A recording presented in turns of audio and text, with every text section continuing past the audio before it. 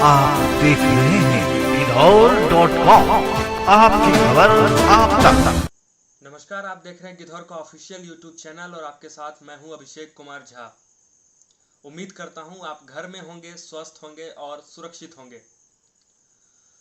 पाठकों के विशेष आग्रह पर आज लॉकडाउन का तीसरा फेज शुरू होने जा रहा है और इसको लेकर कई लोगों ने उत्सुकता जताई और गिद्धौर.com से यह डिमांड की कि लॉकडाउन के फेज में कौन कौन सी चीज़ें शुरू होंगी, क्या उसमें कुछ नए बदलाव किए गए हैं, इसके लेकर आधिकारिक क्या आदेश आई हैं।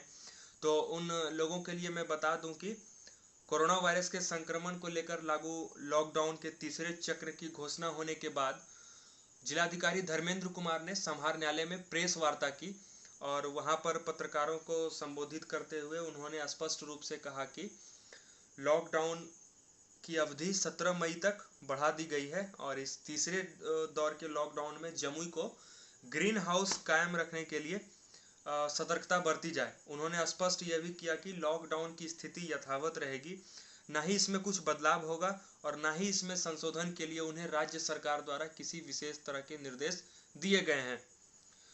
उन्होंने क्वारंटाइन सेंटर, बाजार खुलने के समय, राशन कार्ड, सहायता ऐप सहित यह भी स्पष्ट किया कि गौरव अल्ट्रासाउंड के रिपोर्ट्स जो नेगेटिव आए थे उन्हें पुनः जांच के लिए भेजा जाएगा ताकि ये पूरी तरह से पुष्टि हो सके कि वो रिपोर्ट्स नेगेटिव थे या पॉजिटिव थे। पाठकों के डिमांड पर आपको हम सुना रहे हैं कि तीसरे फेज के लॉकडाउन में जमुई जिले में क्या कुछ बदलाव होगा। हालांकि जिलाधिकारी धर्मेंद्र कुमार ने यह स्पष्ट किया है कि लॉकडाउन के तीसरे फेज में किसी भी चीज का नया बदलाव नहीं किया गया है। लॉकडाउन 2 के तर्ज पर यथावत फेज 3 में भी लॉकडाउन की स्थिति वही रहेगी।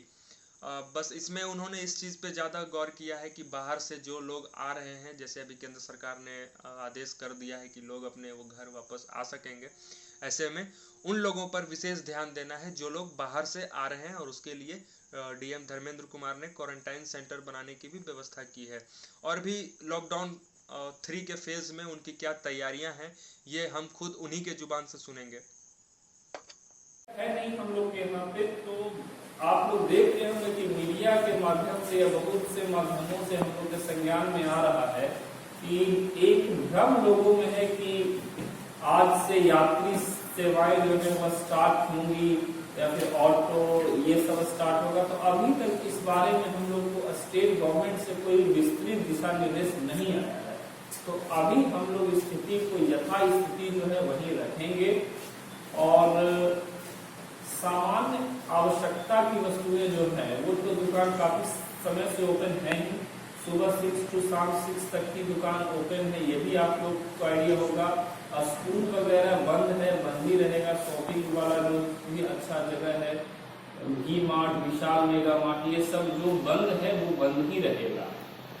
इसके साथ साथ अभी बहुत सारे स्टेप राज्य स्तर पर हम लोग उठा रहे हैं। राशन कार्ड एक इम्पोर्टेंट स्टेप है। आप लोग जानते होंगे कि जिले में 2,61,000 राशन होल्डर्स हैं, राशन कार्ड जिनके पास है, उसमें से लगभग 1,80,000 लोगों को हजार रुपए की राशि हम लोगों ने दे दी है और रेस्ट जो लोग हैं बचे हुए उन सबको भी राशि देने के लिए उनके हाउस टू हाउस हमारा दल जा रहा है और IFSC code, bank account number हम लोग ले रहे हैं उनका और उसे भी हम लोग इस वीक में राशि दे देंगे।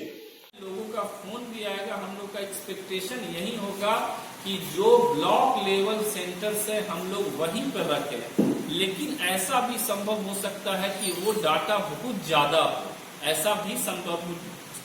लाइक हमने एक आपके सामने एक डाटा रखा कि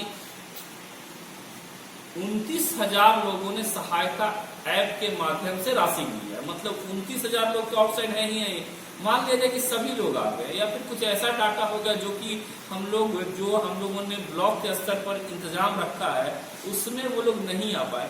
तो ऐसे लेवल पे आपको आइडिया होगा कि स्कूलों के लेवल पे भी हम लोगों ने इंतजाम रखा था, जो कि मार्च के डेट में जो देखे होंगे 29-30 के आसपास जो आ रहे थे, तो हम लोगों ने उनके लिए वो जिस भी स्थल के हैं वहीं पे स्कूलों में इनमें हम लोगों ने रखा था। तो ये हम लोग का लास्ट रिसोर्ट होगा कि यदि संख्या ज्यादा होती है तो हम लोग उनको वहीं रखें। स्टूडेंट्स जो आउटसाइड से आ रहे हैं उनको हम लोग 21 दिन के लिए ब्लॉक में नहीं रखेंगे, उनको होम आइसोलेशन में रखेंगे, क्योंकि स्टूडेंट का अलग क्षेत्र होता है और फिर जो आउटसाइड से जो हमारे नागरिक आ रहे हैं उनका अलग एरिया होगा, तो उनको हम लोग होम आइसोलेशन में रखेंगे। लेकिन आपको आइडिया है कि मुंगेर बगल का जिला है जहाँ पे कि स्टेट में सबसे ज्यादा संख्या है, वहाँ से बहुत बड़ी संख्या में लोग आ रहे थे, सीमाओं को सील भी हुआ है, लेकिन फिर भी दाएं बाएं से कहीं से कुछ लोग आ ही जा रहे हैं। तो हम लोग इसीलिए बहुत ज्यादा रियायत देने के मूड में नहीं है। हाँ, तो किस तरह के सर दुकानों या किस तरह के प्रतिष्ठानों को लिए आदेश दिया गया कि वो लोग को रियायत? आदेश तो आप देख ही रहे होंगे कि अप्रैल में सेकेंड लॉकडाउन जब हुआ था उसके बाद से ही बहुत सी रियायतें दे दी गई थी और आम लोगों को हमें नहीं लगता कि कोई दिक्कत हो रहा है। बाकी समय समय पर हम लोग देखते रहेंगे, यदि कोई समस्या होगा तो उसका समाधान होगा। से आ जाए तो मुखिया जी के स्तर पर, वार्ड के स्तर पर हम लोगों ने रिस्पॉन्सिबिलिटी ये सौंप दी है कि यदि कोई व्यक्ति आता है या फिर यदि वार्ड को मुखिया को सूचना होती है कि उनके यहाँ पे कोई व्यक्ति आउटसाइड से आया है तो जिला आपदा कंट्रोल रूम की को इसकी सूचना वो लोग सौंप देंगे। जिला आपदा का सारा डिटेल हम लोगों ने बार बार सौंपा है आप लोगों को, उसका नंबर भी आप लोग के स्तर से फ्लैश हो जाएगा तो अच्छा रहेगा। और जैसे ही वहां से सूचना आएगी हम लोग का एक्सपेक्टेशन होगा, क्योंकि अभी हर एक जगह लोग संवेदनशील हो गए हैं, जागरूक हो गए हैं। अभी हमारा स्टेडियम जो है, स्टेडियम में हम लोग फर्स्ट स्क्रीनिंग उनका हेल्थ का रखेंगे।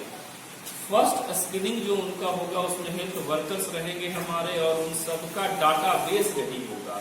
सॉफ्टवेयर भी डेवलप इसके लिए हुआ है।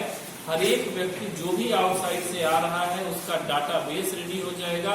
डाटा बेस में उसका नाम, उसका फैमिली का डिटेल, उसका फोन नंबर, आधार कार्ड और समझिए कि उसका हर एक डिटेल रहेगा। साथ साथ यह भी जानकारी रहेगी कि स्थल है कौन सा, जिस स्थल से वो आ रहा है। कोई दिल्ली से आ सकता है, गुजरात से आ सकता है, तो वैसे लोग जो कि बिल्कुल हाई रिस्क एरियाज से आएंगे, जो कि जहाँ पे फैला हुआ है संक्रमण बहुत ज्यादा, वहां पे हम लोग का विशेष ध्यान रहेगा। लेकिन साथ ही साथ हम लोग हर एक व्यक्तियों का रजिस्ट्रेशन होगा। रजिस्ट्रेशन होने के बाद उनका हेल्थ जांच होगा और उनका भोजन का व्यवस्था, नाश्ता पानी, ये सब इंतजाम स्टेडियम में हम लोग रखेंगे। लेकिन जो हम लोग का एक्सपेक्टेशन है कि लोग जो आ रहे हैं, आप लोग को भी आइडिया होगा कि यहाँ के लोग, ये तो है नहीं कि कोई एक सिंगल स्थल पे है कि एट ए टाइम सभी लोग आ जाएंगे। कोई साउथ के राज्य में फंसा हुआ है, कोई यूपी में, कोई एमपी में, तो लोग धीरे धीरे ही आएंगे। तो रखिए कि डेली की संख्या में 100-200 या फिर मैक्सिमम 500 से ज्यादा कभी भी लौट नहीं आएगा। जैसे कि आज हम लोग के यहाँ पे स्पेशल गाड़ी आज आ रही है तो उसमें सिर्फ 4 लोग यहाँ से हैं, तो उसके लिए भी बस भेज रहे हैं हम। फोर्स भी जा रही है साथ में उसको स्कॉट करने के लिए। तो ऐसे ही 10-5 टाइप की संख्या में ये लोग आएंगे। जब ये लोग आ जाएंगे तो ब्लॉक लेवल पे 46 बिल्डिंग्स को मार्क करके हम लोगों ने रखा हुआ है। इन सभी बिल्डिंग्स में इनको मैंडेटरी रूप से 21 दिन के लिए रखा जाएगा। अनिवार्य रूप से जिनका भी रजिस्ट्रेशन होगा उन सभी को 21 दिवस के लिए ब्लॉक सेंटर्स में रखा जाएगा, जहां पे कि उनके रहने की व्यवस्था, भोजन की व्यवस्था, हर एक व्यवस्था हम लोग के साथ। व्यवसायियों के लिए तो व्हाट्सएप ग्रुप रखा है और जो भी उसका इंतजाम होता है वो देख रहे हैं उसको। व्यवसायिक संघ जीविका के माध्यम से, एसएचजी के माध्यम से हम लोगों ने वैसे लोगों का एक लिस्ट हम लोग के साइड से रेडी हुआ है जिनके पास की राशन कार्ड नहीं है। तो जब हम विभिन्न जीविका देख रहे हैं तो 14,000 के आसपास जीविका दीदियां हैं, उनके पास राशन कार्ड नहीं है। इसके साथ साथ लगभग 10 से 12 हजार लोग आउटसाइडर आए हैं, मतलब जो कि जीविका के सदस्य नहीं है लेकिन उनके पास राशन कार्ड नहीं है। तो हम लोग उनका भी डाटाबेस रेडी हो गया, उनका भी एंट्री हो रहा है। फिर से हम लोग 2,61,000 का जो हमारा डाटाबेस है उसमें हम लोग डालेंगे उनको, और उसके बाद देखेंगे उसमें कि क्या इनका राशन कार्ड है नहीं है, क्योंकि समस्या ये भी आ सकता है कि कोई सेकंड टाइम अप्लाई कर दिया हो। सहायता ऐप के माध्यम से आपको आइडिया होगा कि विशेष सहायता हम लोग दे रहे थे वैसे नागरिकों के लिए जो कि बिहार के रहने वाले हैं लेकिन आउटसाइड बिहार में रुके हुए हैं या फिर संभवतः आ नहीं पा रहे हैं। तो सहायता ऐप के माध्यम से सभी को 1,000 रुपए देना था। डिस्ट्रिक्ट लेवल पे आवेदन जो आए हैं वो आए हैं 49,000 आवेदन आए हैं, जिसमें से 29,000 को स्वीकृति दे दी गई है। उसमें ऐसा भी हम लोग देख रहे हैं कि बहुत से लोग जो हैं वो आउटसाइड से यहाँ पे आ चुके हैं, लेकिन अपना फोटो या फिर आधार वगैरह किसी दोस्त को बॉम्बे दिल्ली में भेज दे रहे हैं और वहीं से अप्लाई हो रहा है।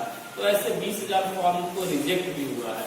अब ये जो 29,000 लोगों ने सहायता ऐप के माध्यम से फायदा उठाया है, आप सभी लोगों को आइडिया होगा कि MHA ने गाइडलाइन अपना दे दिया है कि ये लोग अपने राज्य लौट सकते हैं और उसके लिए बहुत से स्पेशल गाड़ियां स्टार्ट हो गई है, बहुत से लौट आना स्टार्ट हो गया है। राज्य स्तर से भी हम लोग का लिस्ट आ रहा है कि ये गाड़ी आ रही है। इसमें आपके यहाँ के हिसाब से भी देख रहे हैं तो और भी उनको हुआ है कि आपका लाइसेंस रहेगा नहीं रहेगा, उसके बारे में उनको सुझाव हुआ है। बाकी हम लोग उनका रिप्लाई देख लेंगे, उसके बाद फर्दर हम लोग एक्शन लेंगे उसमें। जो पॉजिटिव मरीज थी, हाँ, उसके बाद जितने लोगों का सैंपल गया, क्या सभी का रिपोर्ट निगेटिव आया है।